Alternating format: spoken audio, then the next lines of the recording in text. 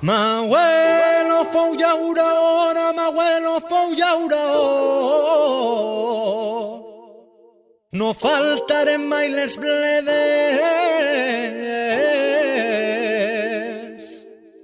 I ara que ja soc padrí, que vull ser llaurador.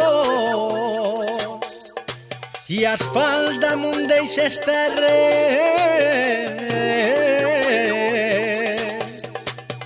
Passa el temps, roda la cadena, ara asfalt on hi havia terra, operaris, actors secundaris d'esta brama. Va de vie, un programme sobre tot que envolta el binatural, de la mà de Jérôme Chénaud. A tots es donen faena i jo tenia el meu camp, ja no treballo en la terra, ens venen prosperitat. Bon dia, bona vespre, amics i amigues de Va de Vie. Durant molts anys, el món del vi pareixia dividit en dos camins. D'un costat, l'agricultura industrial, hiperquímica i mecanitzada. De l'altre, el retorn als mètodes antics, manuals, tradicionals, quasi resistents. Però des de fa uns anys està apareixent una tercera via. Una viticultura que no rebutja la innovació, però que tampoc confon tecnologia amb productivisme. Una manera nova de treballar la vinya que intenta combinar ciència, observació, ecologia i memòria agrícola. I el més curiós és que moltes de les innovacions més avançades del moment recorden pràctiques molt antigues. Per exemple, en algunes zones cada vegada més caloroses, els viticultors estan començant a utilitzar malles d'ombreig sobre certes parcel·les. Una cosa impensable fa només 20 anys.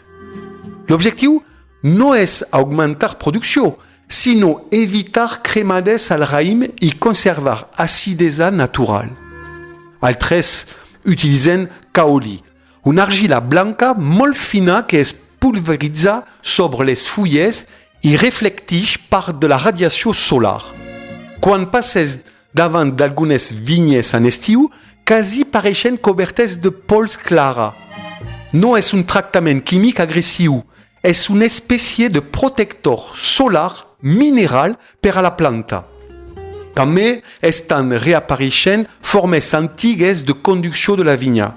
En lloc de les línies baixes i exposades al sol extrem, alguns viticultors mediterranis recuperen conduccions més altes, més ventilades, inspirades en antics parals o sistemes tradicionals adaptats a la calor. I després està la revolució invisible, la microbiologia. Fa uns capítols parlarem així mateix de la intel·ligència artificial aplicada al vi. Però, paral·lelament, hi ha una altra revolució molt menys espectacular i probablement molt més important. Entendre millor la vida microscòpica del sol i de les fermentacions. Oui, alguns viticultors fan anàlisis ADN de les poblacions microbianes de les seues parcel·les. Altres treballen amb tests de compost, extractes vegetals o microorganismes autòctons per reforçar la resistència natural de la vinya. Fins i tot, el món dels llevats està canviant. Durant dècades, la indústria va imposar llevats estandarditzats molt previsibles, molt net. Ara, alguns cellers investiguen llevats no saccharomyces, espècies antigues o menys utilitzades que aporten aromes diferents. Fermentació més lentes i, en alguns casos, millor resistència davant temperatures extremes. I, curiosament, mentre la tecnologia es fa més sofisticada, els recipients del vi tornen milers d'anys arrere. Àmfores, gerres de fang, dipòsits de formigó cru, contenidors porosos. Però ara no es recuperen per folklore, es recuperen després d'estudis tèrmics microbiològics i enològics molt precisos. Alguns permeten microoxigenacions naturals sense aportar gustos de fusta.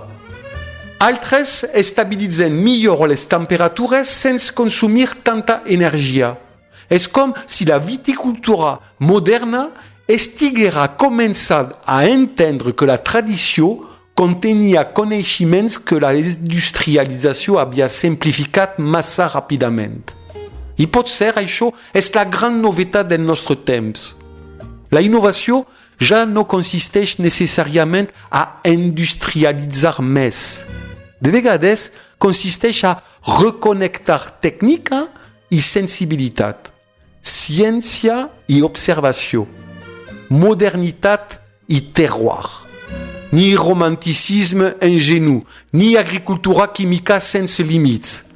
Una tercera via, pot ser imperfecta, pot ser encara experimental, però probablement molt més adaptada al món que està arribant. Fins la setmana que ve. Salut i vi!